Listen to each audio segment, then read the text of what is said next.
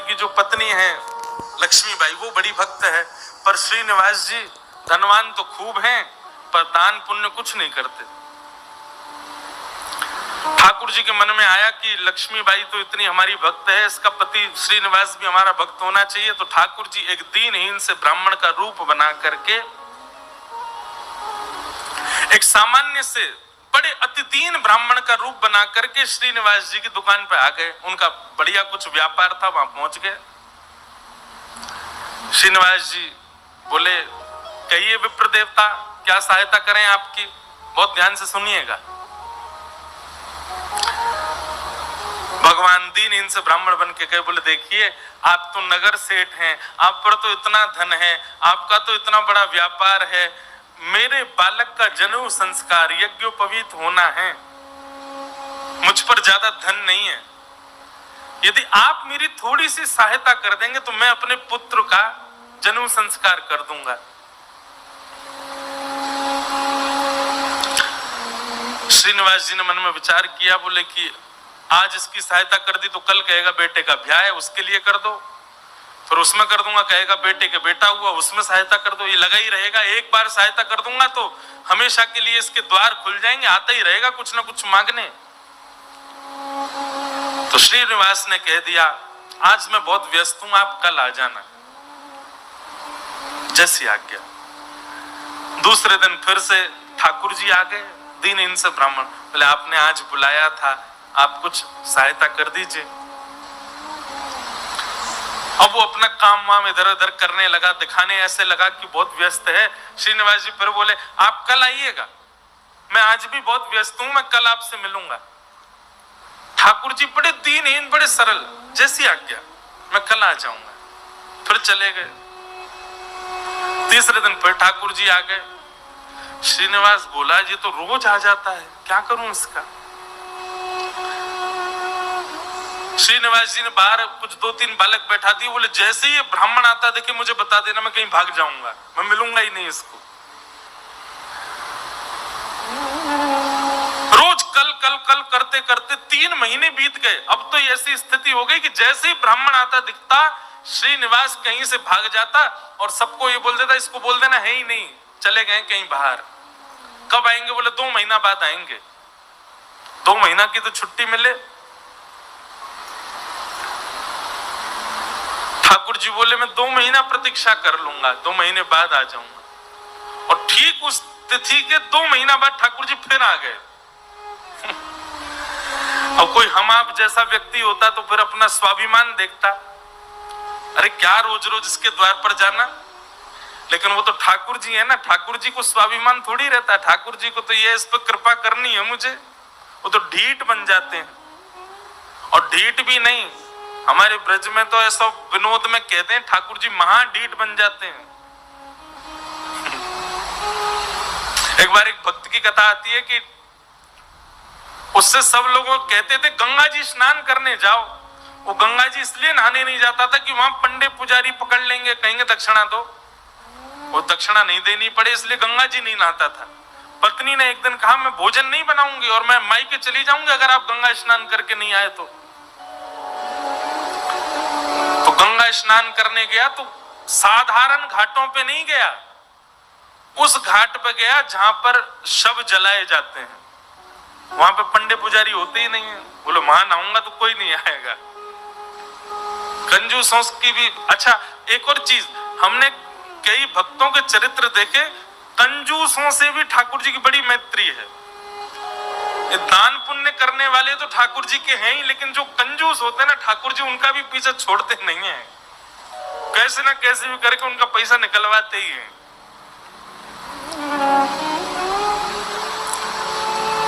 ये किसी अन्य भक्त की कथा है कि वो फिर मरघटा में गया, शमशान के घाट पर जाकर के जैसे ही डुबकी लगाई और डुबकी निकाल लगा के बाहर आया तो ब्राह्मण का वेश धारण करके ठाकुर जी आ गए।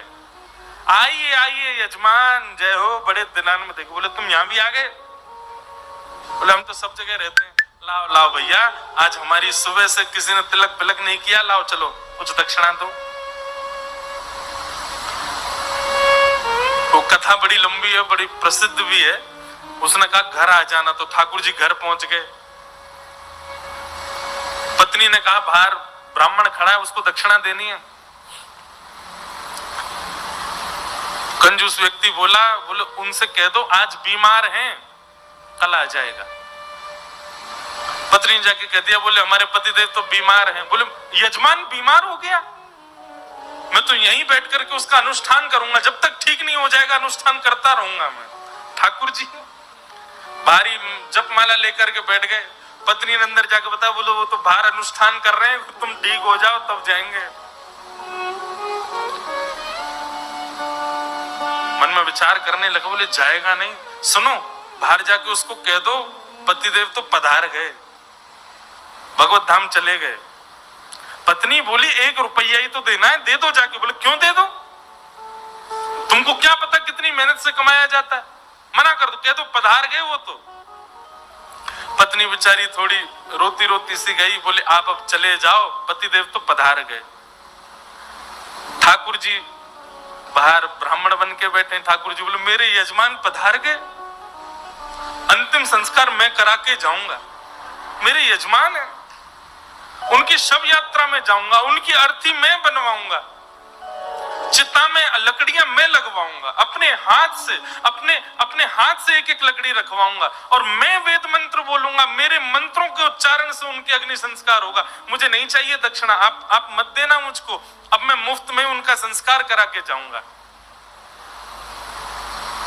पत्नी दौड़ी दौड़ी गई, बोले 1 रुपया निकाल के दे दो, वो तो संस्कार कराने को तैयार है तुम्हारे।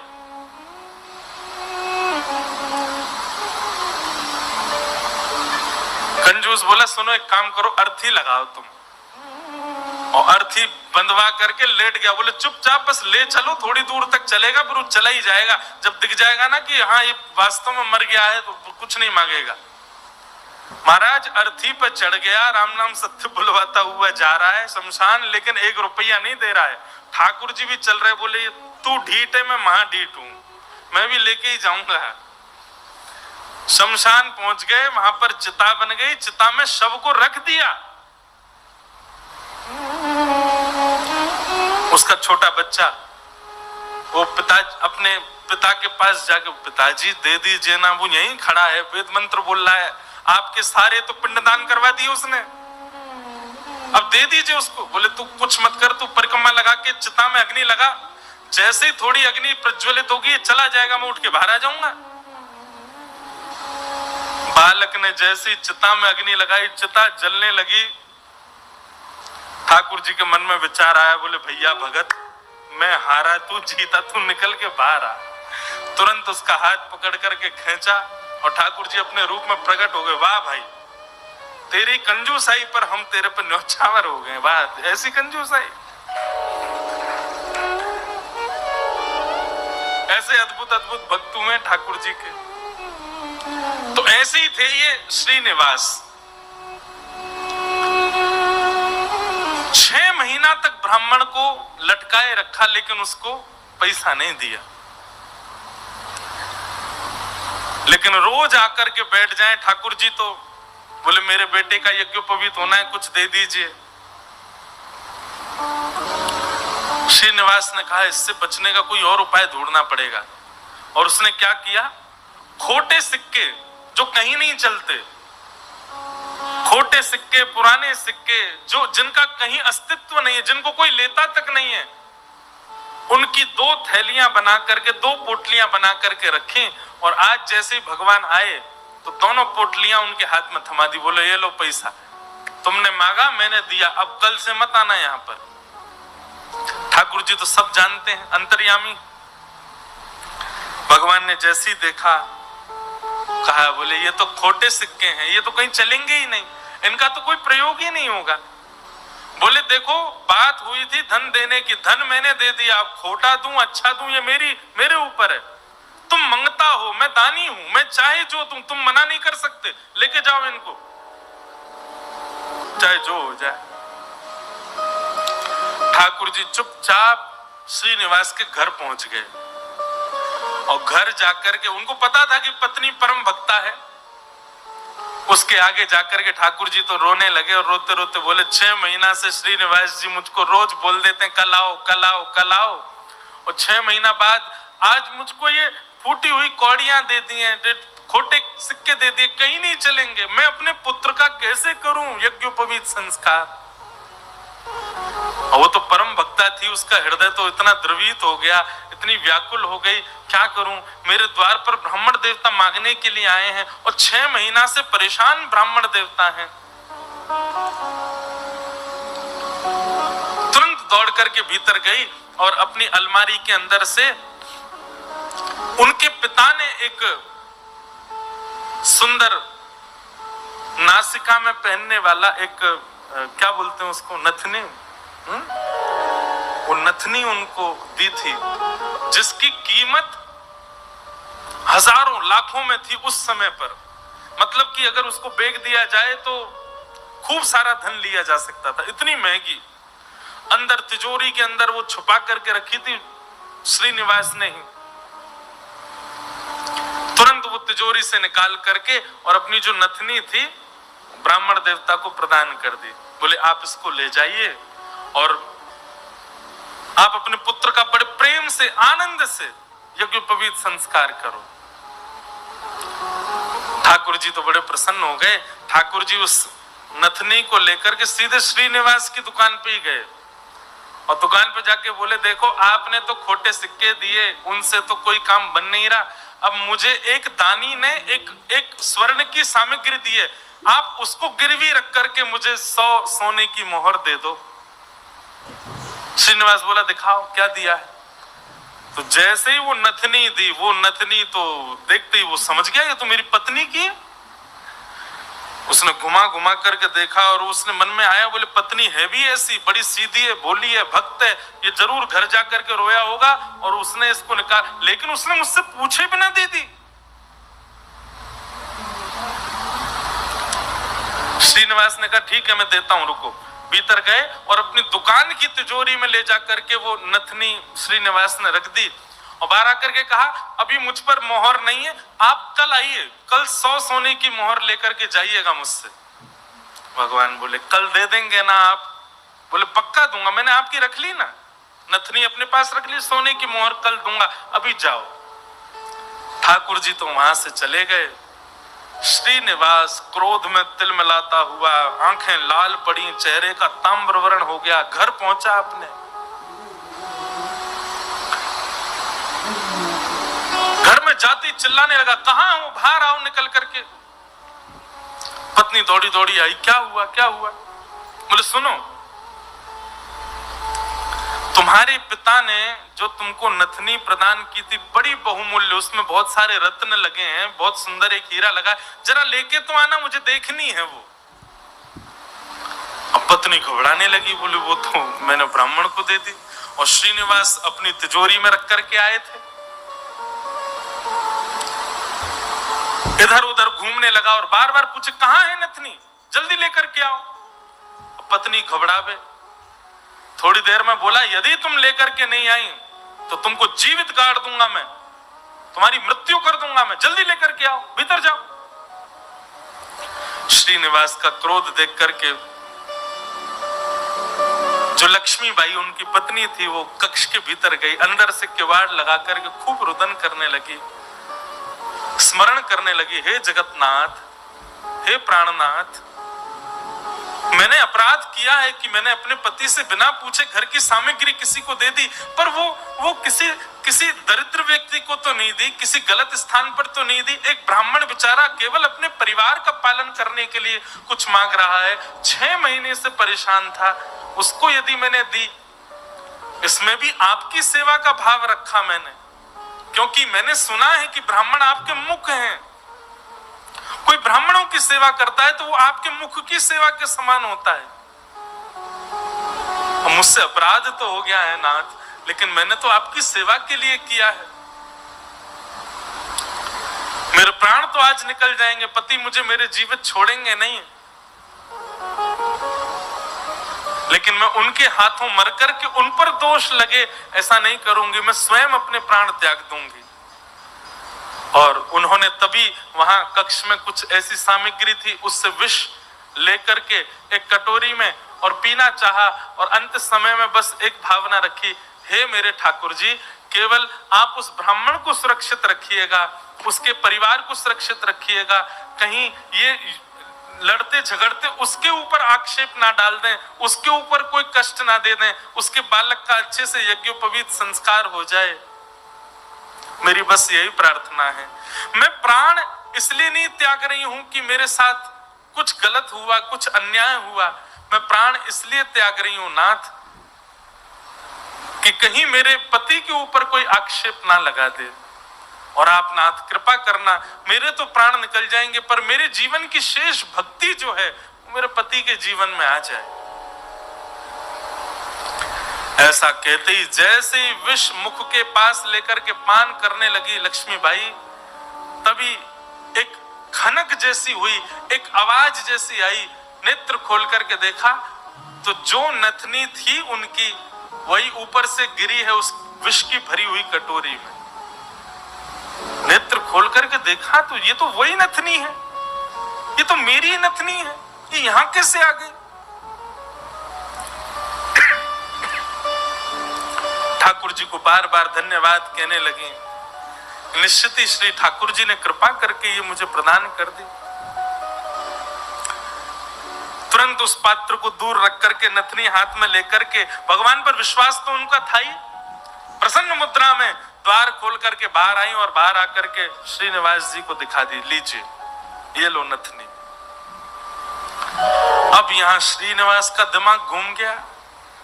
बोले नथनी तो मैं अपनी तिजोरी में रख करके आया हूं, ये अंदर से कैसे निकाल के लिए? उसने नथनी पकड़ी, बोले ये तुम्हारी है ना? बोले हाँ मेरी है, देखिए ना वही हीरा है, वही रत्न है, वही स्वर्ण है। श्रीनिवास बोला हाँ है तो वही।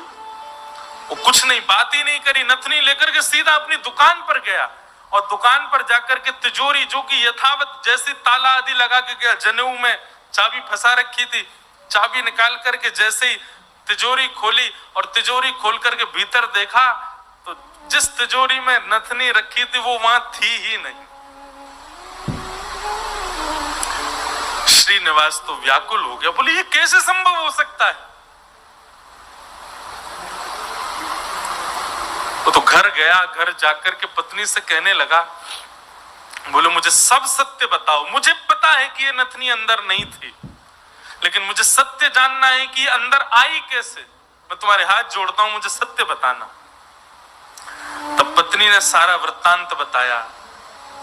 बोले एक ब्राह्मण 6 महीने से आपकी दुकान के चक्कर लगा रहे थे, आपने उनको कुछ नहीं दिया, वही मेरे पास आए तो मुझे कुछ नहीं मिला तो मैंने वो नथ उनको प्रदान कर दी।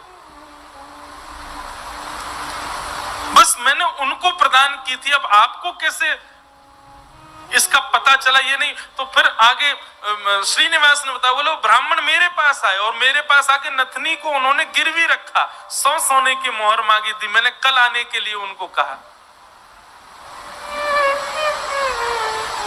मैंने तिजोरी में रखी, लेकिन तुम्हारे पास कैसे आई अंदर?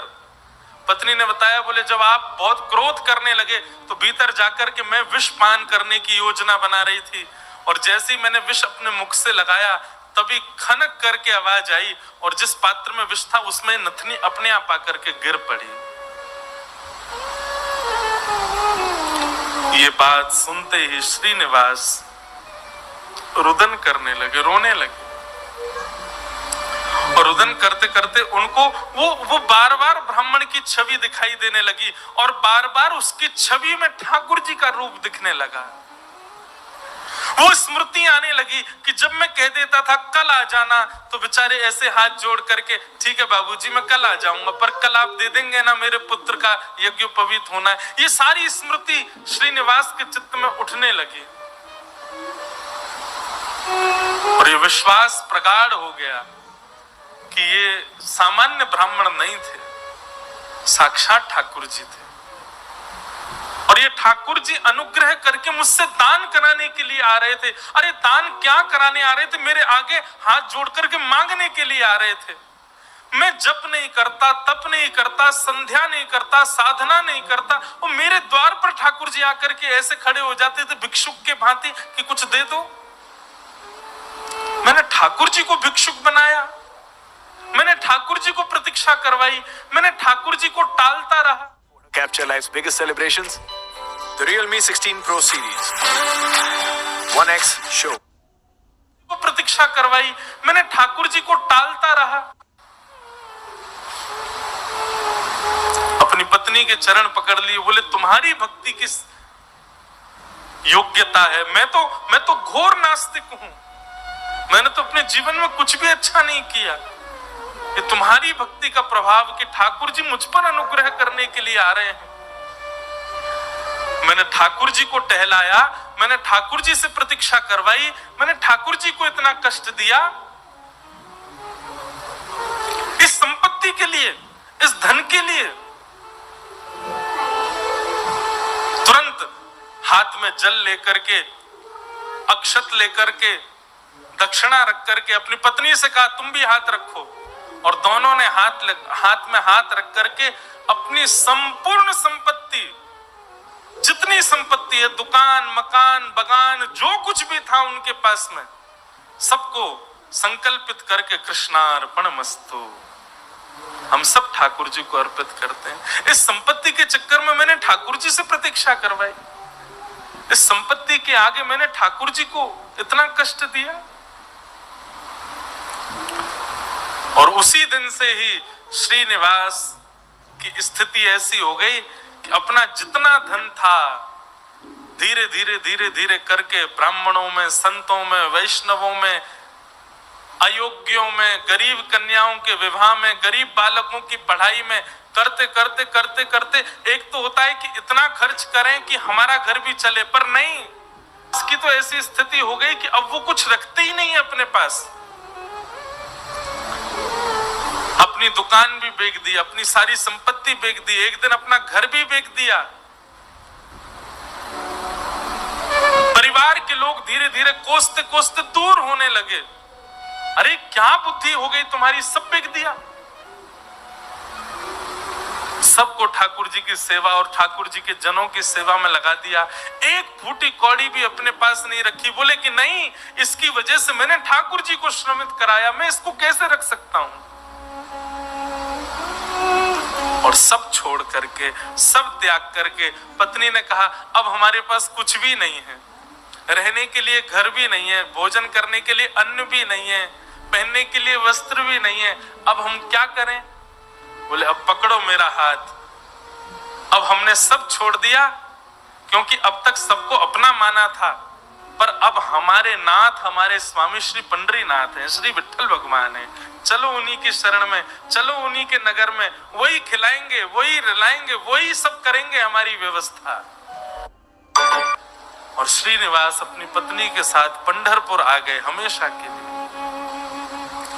यहाँ आकर के उन्होंने दिव्य, एक संत थे, उनसे गुरु दीक्षा ली, और गुरु दीक्षा लेने के बाद केवल एक ही उनका काम, दिन में जाना और जाकर के श्री पंडरीनाथ भगवान का दर्शन करना, और पूरे दिन यहाँ के वैष्णवों का दर्शन, उनकी सेवा करना, यही उनका काम।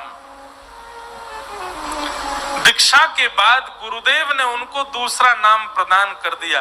दीक्षा में एक नाम दिया जाता है, और अब तक उनका नाम श्रीनिवास था, अब उनका नाम पुरंदर दास हो गया।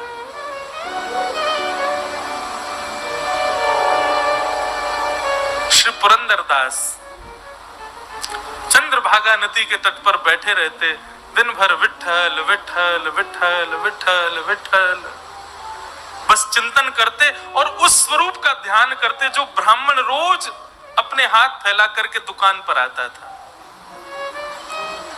4 लोगों को बैठ करके बताते कि मेरी दुकान पर कैसे ठाकुर जी आते थे, और मैं नालायक, मैं दुष्ट प्राणी, मैं रोज उनसे कहता था कल आ जाना, कल आ जाना। अरे मैंने कितना बुरा किया, लोग खड़े करके दिखवाता था, दूर से दिख जाते थे तो मैं भाग जाता था। मेरे द्वार पर साक्षात जगन्नाथ आते थे, और मैं उनके साथ ऐसी लीला करता, ऐसा कपट करता था। उस कपट का ही दंड दे रहा हूं खुद को। और उसी स्थिति में रहते रहते रहते रहते श्री पुरंदर दास जी एक कवि के रूप में निर्मित हो गए, और ठाकुर जी की सुंदर सुंदर रचनाएं लिखने लगे, सुंदर सुंदर पदावली, सुंदर सुंदर भाव। लेकिन पुरंदर दास जी का ये भाव है कि वो अधिकतर रचनाएं कन्नड़ भाषा में ही लिखते थे। सुंदर रचनाएं करके श्री पंडरीनाथ भगवान को सुनाया करते थे। पंढरपुर आने वाले भक्त पुरंदर दास जी की रचनाएं सुनकर के आनंदित हो जाते थे और श्री पंडरीनाथ भगवान के सन्मुख कीर्तनकार जा जा करके उस रचनाओं को गाया करते थे।